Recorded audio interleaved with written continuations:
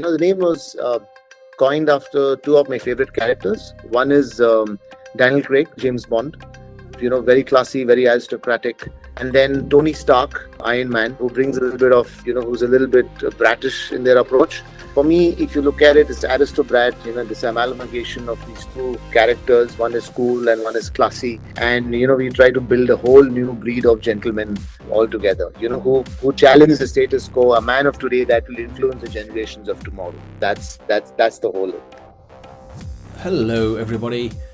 That is my guest Karan Singh, the founder and CEO of Aristobrat. It's a fashion brand that offers high quality stylish clothing for men.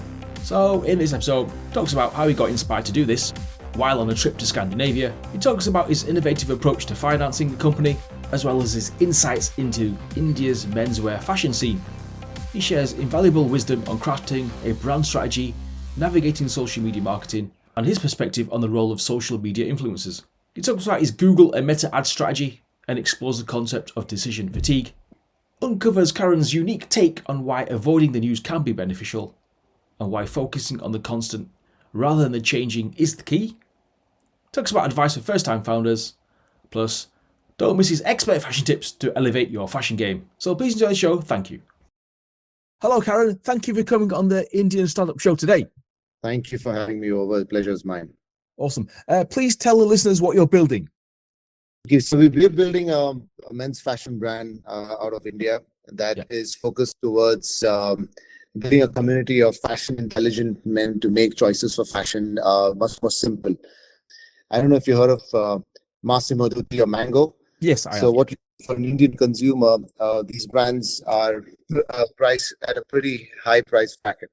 So what we're trying to do is we're trying to get the same kind of products, same kind of styles and designs, and retail it at 1/3 the price and fit into the affordable luxury segment. And that's what we're doing. My journey started off, it's a pretty interesting story though, when you heard a lot of people saying that travel is good, travel teaches you a lot, but we don't really understand that how travel comes into play. When I first started off, I'm a management graduate, master's in finance. So I started my career with a French bank called Société Générale. And I was with them. I spent quite a bit of time in Europe, mostly in the Scandinavian countries. It's over there where I learned the whole minimalistic and versatile fashion. I don't know if you've seen typical Europeans.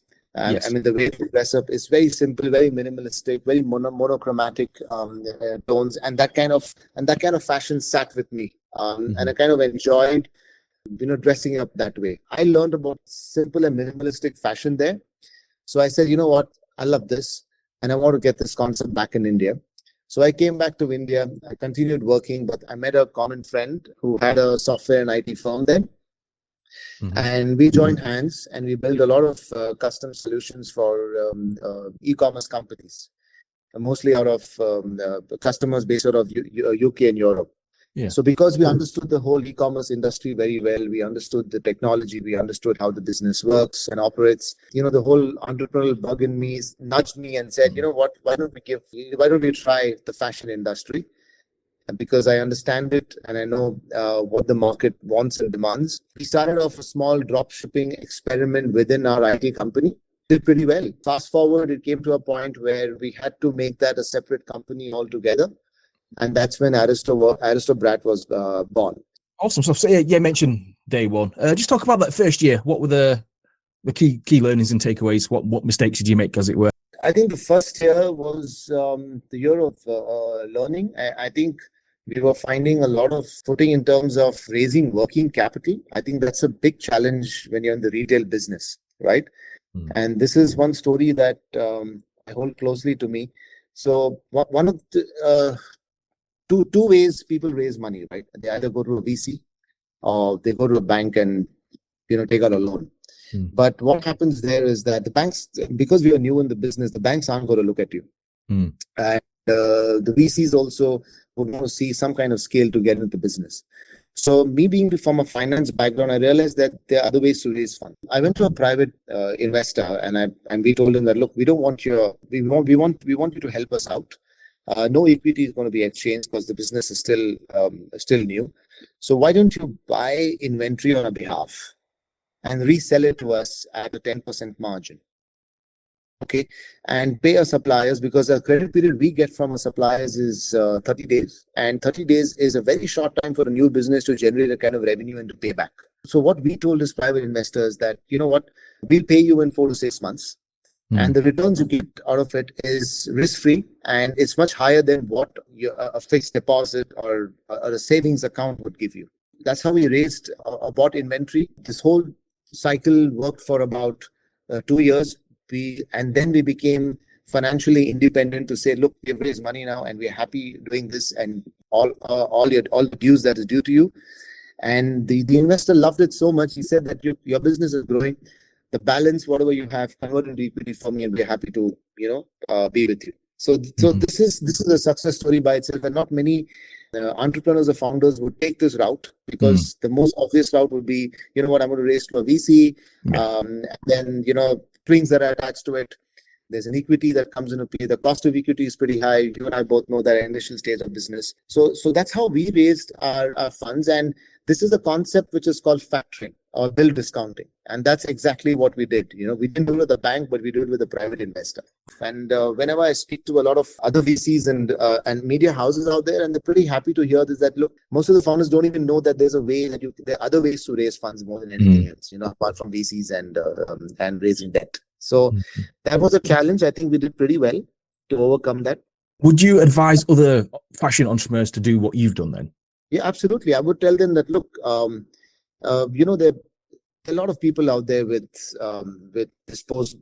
funds to invest. A lot of people are looking to expand the portfolio. They have risky investments. They invest in shares, they invest in stocks, companies and startups.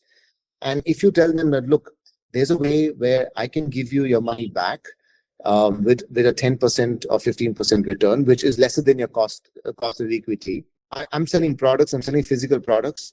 What's the worst that can happen? That products don't sell on time. But if you look at it, apparel industry does not have a shelf life per se. I mean, you can worst case scenario, you can sell them at a discount. So you can get rid of the inventory. So I think it's a great proposition. It's one of the modes to raise finance. You can look into it. I think my advice to founders is, yes, you should look at bill discounting or factoring, because I think it's worked well for me. It's going to work well for others as well. But let's talk about the menswear fashion landscape in India. Very competitive. How do you deal with that? How do you stand out as it? See, what we've studied and learned is, I'm going to bring a little bit of marketing and psychology into this. Please do, right? Yeah. Yeah.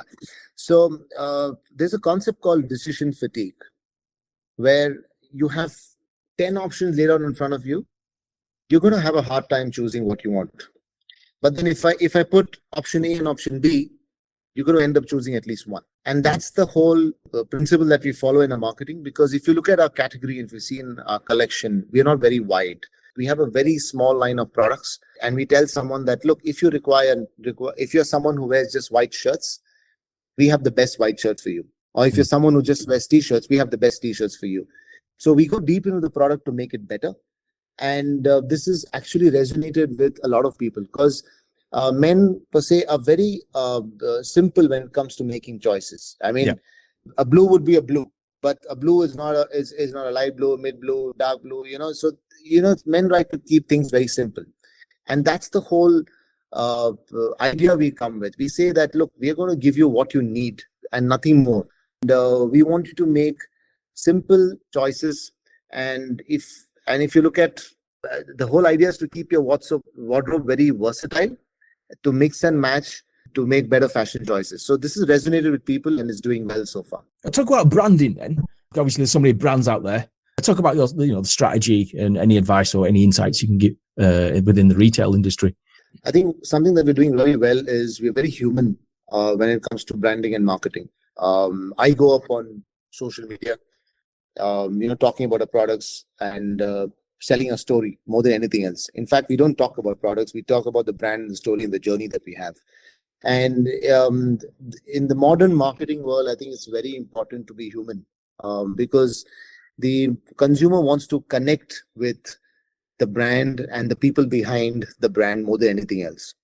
And if you are able to tell a very compelling story, and if you're able to sell your story well, I think nothing's going to stop you there from actually reaching out to the people. I firmly believe that for people to do business with you, they need to trust you. And the only way to build the trust online is to be out there and to be more human. So when I say be more human, I mean to say the people, we show a lot of backstage, how things are manufactured. We're very transparent in our approach.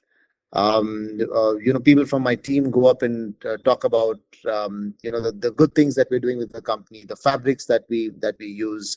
We give tips and tricks and as to how to use your garments. So all these things add up to being a very friendly brand. I would say a brand that likes to come out there and stay out in the open, and that's worked very well for us. So it's all about storytelling. Yeah. You need to tell us today, because without a story, it's just a commodity. And then if you're a commodity, you're just getting into a whole price war out there, and that's when things fall apart. What are your favorite brands then? What are they doing right, as it were? I think I love Massimo Dutti.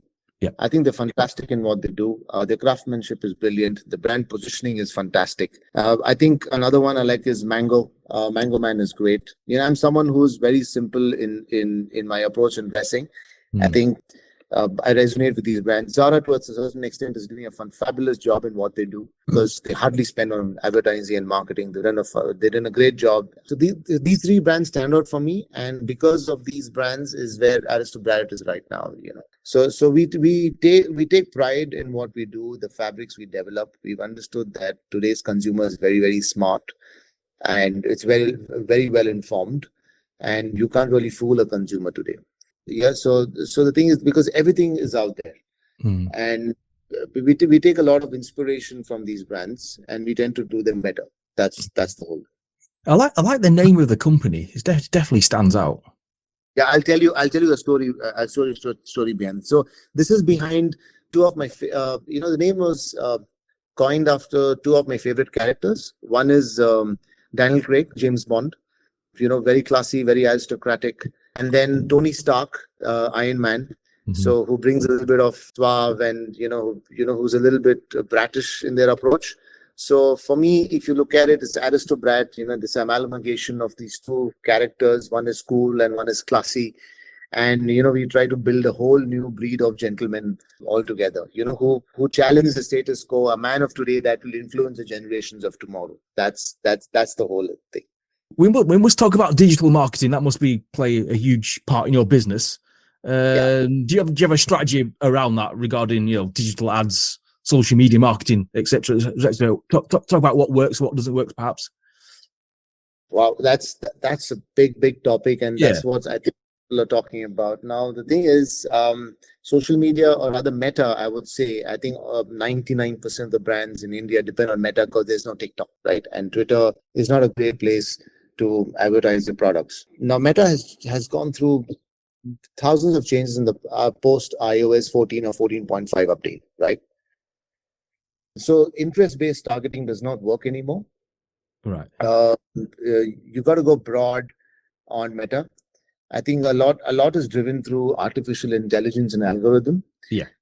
And many people are taking this principle and they're trying to create creatives and ads behind it. But then let me just take a step back and explain that marketing is not about just serving ads to people. Okay, you can come across as a commodity while doing that. I think the first and foremost, you need to go back to the basics of marketing and understand who your target customer is, because that's where most of the companies actually fail. They don't understand. They think the world is the market, and then I'm going to go broad and everyone's going to buy my product. That's the expectation that the founders have. But unless you identify, profile your customers and segment your target market, you don't. And if you don't know who your customer is, and that's where things start falling apart for a brand, right?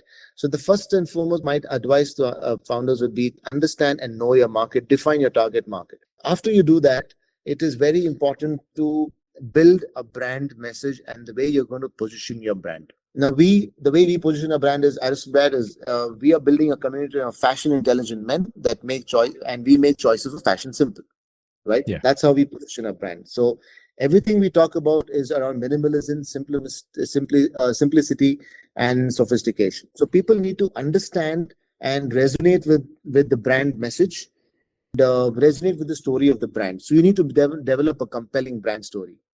Next is that all your creatives and advertising on social media, the ads that you create should not look like ads. Okay, because people are tired of seeing advertisements. They see hundreds and thousands of advertisements every day. They need to see compelling content. So if you look at all advertising that we do online, they don't even look like ads.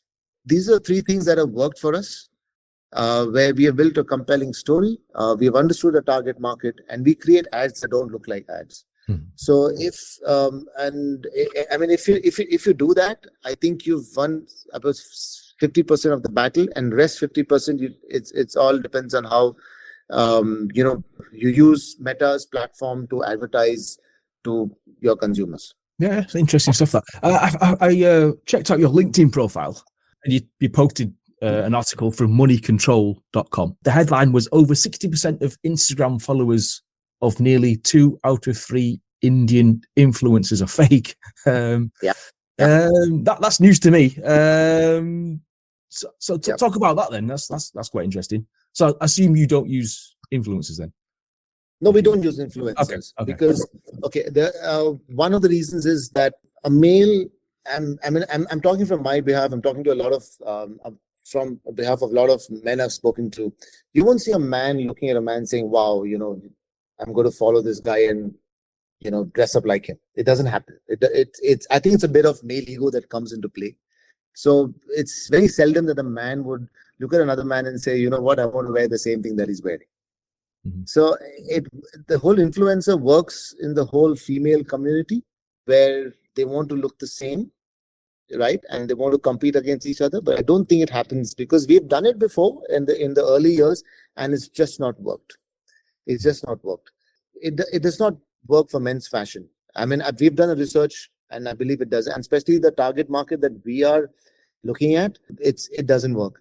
And then today, I think the influencer market is very, very crowded.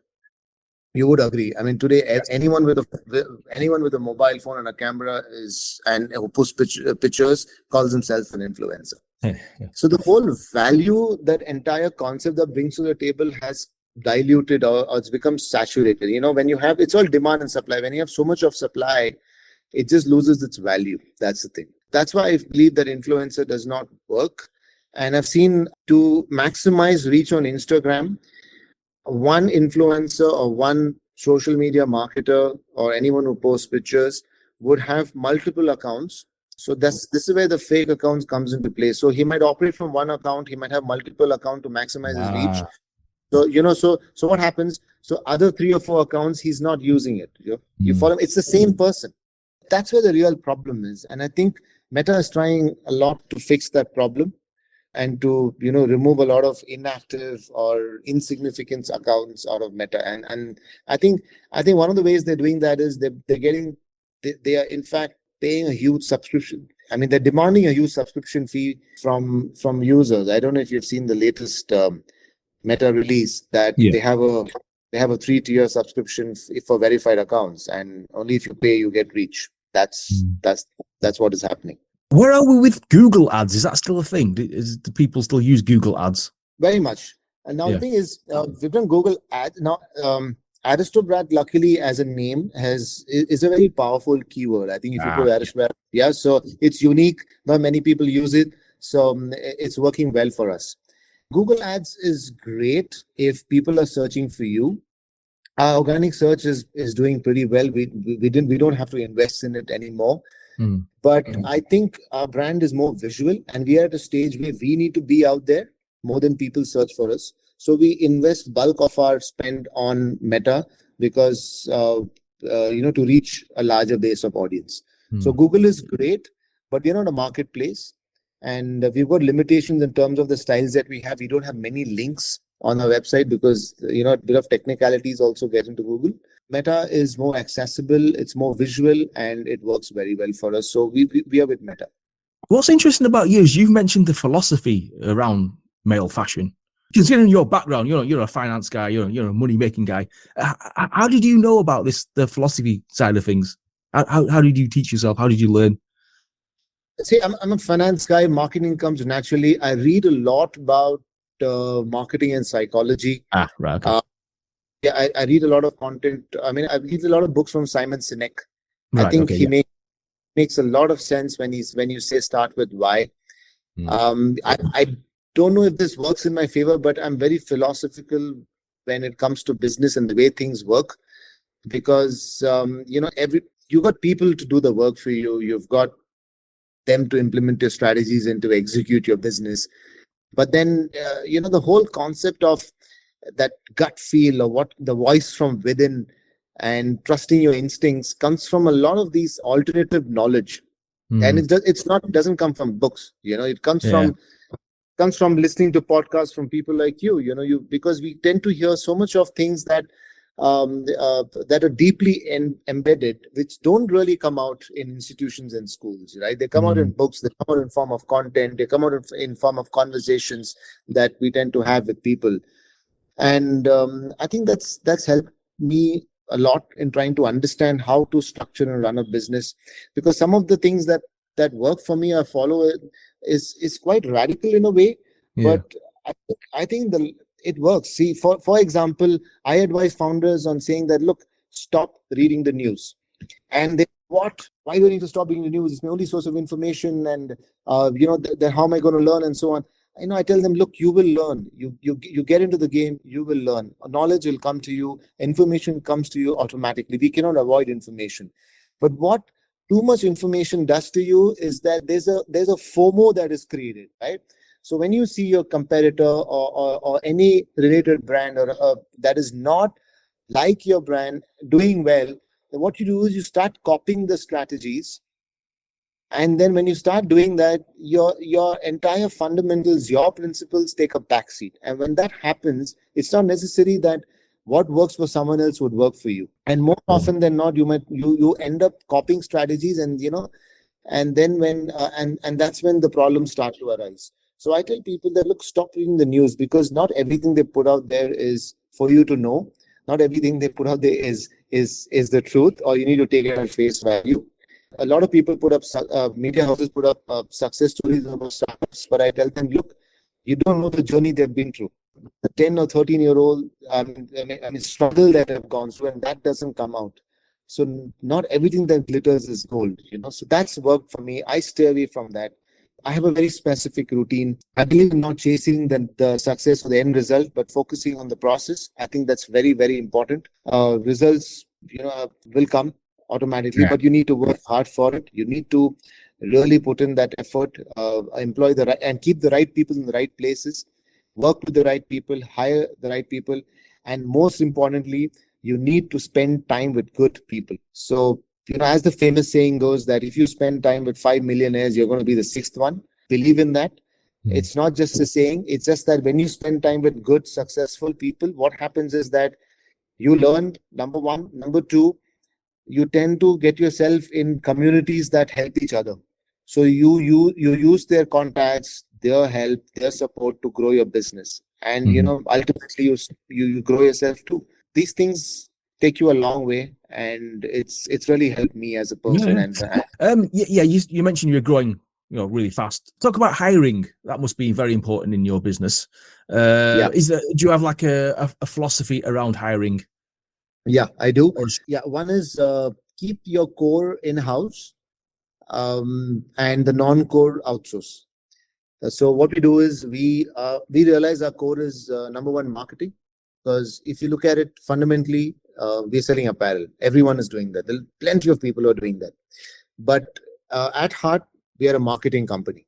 Tomorrow, if you build a brand, it's not apparel. We can sell anything. We can sell home products. We can sell shoes. We can sell grooming accessories or anything. We just need to build a brand. So the story that we tell, no agency is going to be able to tell that. And the marketing we do, the agency will not be able to do it. So we don't outsource our marketing. So we hire our marketing is in-house. We hire a lot of marketing personnel. The second is merchandising, where it concerns with product development, and but the manufacturing is outsourced, because manufacturing is not a core. You follow? Mhm. Then customer support is in-house, because customer service and support is a very important part of your business, the post-sales service and support. Fulfillment is outsourced. That is the last mile delivery, but warehousing and inventory and management is in-house. The other supporting functions like your finance and your human resources is all outsourced. So Mhm. that's our hiring strategy. Out of all them jobs and tasks, which Yeah. don't you like? Which don't I like out of Yeah, all of that? yeah, Something that I wouldn't like to do is um, is how do I say this? Something I wouldn't like to do is merchandising. right. Yeah, because the whole garment industry is so. The thing is, I have a structure, I have a process. I like to follow a protocol. I like to stick to my word, and and if I work with people, I expect them to do the same. But the whole garment industry is so unorganized that I'm going to be pulling my hair out at the end of the day. So it's for specialists. I can't do it. I mean, you need a different kind of breed of people to manage the manufacturer at the labor and the factory level. But if you're working in the offices and if you're sitting and talking to people and you expect them to work in a certain way that you want, it's not going to happen. So Mhm. it's very unstructured. So I wouldn't like to do merchandising. No way. No worries. Last few questions then. What would this business look like in, say, 20 to 30 years' time then? Short answer, I think Aristobrat will be an Indian brand that is that is aspirational to the world. That's what it's going to be. Mhm. Because today over here, I think a lot of Indians look at buying brands that are foreign born, like Massimo Dutti, like Charles and White in the UK, like you've got a famous shoe brand, what's it called, Russell and Bromley. Yeah. Anyone who goes outside would like to pick up a pair or experience those brands. I think we are looking at Aristobrat to be a global brand that is built out of India, and that's what we see it going towards. You spoke about the competition. You spoke about, I mean, how growing yourself in this competition and this space. I think one of the things that I would like to tell the founders and a lot of fashion entrepreneurs out there is that you need to focus on the constant and not the change. And if you look at our business model and the products we bring, is we cater to a industry that is not going to change. That is simple, minimalistic fashion. It's not going to change. Trends will come and go. Home wear, resort wear. You've got street wear, and then you've got athleisure. These are all trends. You don't know whether they're going to stay or not, or what's going to happen in the next 10, 15 years. But then simple, basic, classy fashion is not going to change. Mhm. And that's where you should put your money in. Any like fashion disasters? Anything you don't like people wearing? Perhaps, I don't know. Many, if you ask me. I don't connect with streetwear. There's no way I'd connect with streetwear. I don't connect with baggy pants and loose t-shirts. It just doesn't sit well with me. I'm someone who would, even on a Sunday, I would wear my best and I would sit at home. It need not be a suit and tie, but then I would be well groomed, and I would wear monochromatics and look presentable. That's how I am. But unfitted clothes is something that does not sit well with me. Okay. But hasn't fashion changed though? Because obviously we went through the COVID where people now seem work at home, so they don't need the shirt and ties that you wear. So is it more like comfortable jogging pants rather than a decent pair of No, pants? actually, on the contrary, you'll be surprised that our sales of our shirts actually shot up post-COVID. Oh, Yeah, I mean, we were quite surprised. I mean, a lot of people were saying home wear and relaxed wear, loose and baggy and stuff. But then we, the formal wear actually has shot up the sales for us. And I sometimes begin to wonder why, but I mean that's how it's been. I mean, the market always surprises you and it works the opposite direction. You don't have answers sometimes to it. Mhm. So comfort wear has its space. I think it's doing well. I think hybrid products do well. Like we have a product called the Everywhere Pants, which looks like a trouser but feels like a jogger. That's done very well because you can wear it at home. You can even step out immediately and go out for a coffee with your friends. So that's how the product has been positioned, and that's doing well. Not it's not The change is not big. It's I mean Mhm. I mean for me, if you ask me, the timeless simple clothing is always going to be there. Mm. How fashionable are Indian men then? Compared to, like, I don't know, British men, American men, Italian men, etc., etc. Um, I would put Italian men on top. Yeah. Indian men are getting there. They're very, very, very fashionable. I think I would put them because today we have so much of global content and so much of exposure that right, the urban cities are always there. That's why the big brands are doing well in India. But I think even the tier 2 and tier 3 cities are catching up big time. It's all due to the social media exposure. I think people are more exposed now, and the reason why I say fashionable is there's a remote village in India, and we had one customer from there. In fact, have so much of knowledge about fabrics. We were quite surprised, and he knew Italian fabrics. He knew fabrics that are sold in Egypt, and in fact, he was telling us that why don't you make using fine Italian linen and so on. So I think we're quite fashionable. We're getting there. Any tips for our listeners? Any fashion tips? Do you have like a favorite piece of fashion that you go to every time? Perhaps, I don't know. Yeah, I love my white shirt. You need to have. Yeah, I've been asked this before, and they say that, look, if I want to build a nice, simple wardrobe that I can wear for the next 6 months, I tell them that, look, you need to have a black trouser, you need to have a navy trouser, you need to have a gray trouser and a beige, okay, and you need to have a pair of denims. So that's your 5 pants that you have. You get a white shirt, get a black shirt, get a navy blue shirt, and then you get a white t-shirt and a black t-shirt, and then you get a denim shirt. So if you have these 9 or 10 pieces of clothing, if you mix and match, you're going to have at least 90 to 100 pairs of clothing that you can make out of it easily. Yeah. So you really don't need to go out there and go and shop every week. If you have these simple pieces of clothing, you're sorted for about 6 to 8 months. What excites you most about what you're doing right now? I think the fact that I just want men to look good. When I get up in the morning, I'm like, okay, how am I going to make men look good today? Because that's what excites me. And when I wake up in the morning, see a bit of reviews, speak to my customers, I just love it. It just gives me such a dopamine rush that every morning I make about 5 calls to my customers to understand the pulse at what's happening. I give them a surprise call. They were happy. It just gives me a dopamine rush, and that's what excites me. And to make me do something better or improve our brand every single day. Last questions then. Advice for our first-time founders, or what qualities should they have? First and foremost, I think first quality is chase the constant and not the change. Second is you need to be patient, you need to be resilient, and you need to be hardworking. Because patience is something that you need, because there'll be a lot of situations in business that you cannot control. And if you don't have the patience and the resilience, it can actually tear you apart from within. So patience and resilience is what I say. Patience and resilience. Last question for people who want more information on Aristobrat. What must they do? You just have to visit our website. Everything's out there. www.aristobrat.in, and you can visit our Instagram handle, which is instagram.com/aristobratindia. So you get all the information you want. And if at any point of time they want to get in touch with me or speak to me, they can visit my Instagram handle as well. It's called instagram.com/directed by Karan. Yes, I get a lot of messages, but I don't miss them. You will get a reply from me eventually, but that's what you need to do. So we are out there, or you can even go to Google and type Aristobrat. Our keyword is in fact fantastic, and you'll find the entire first 2 pages of Google dedicated to us.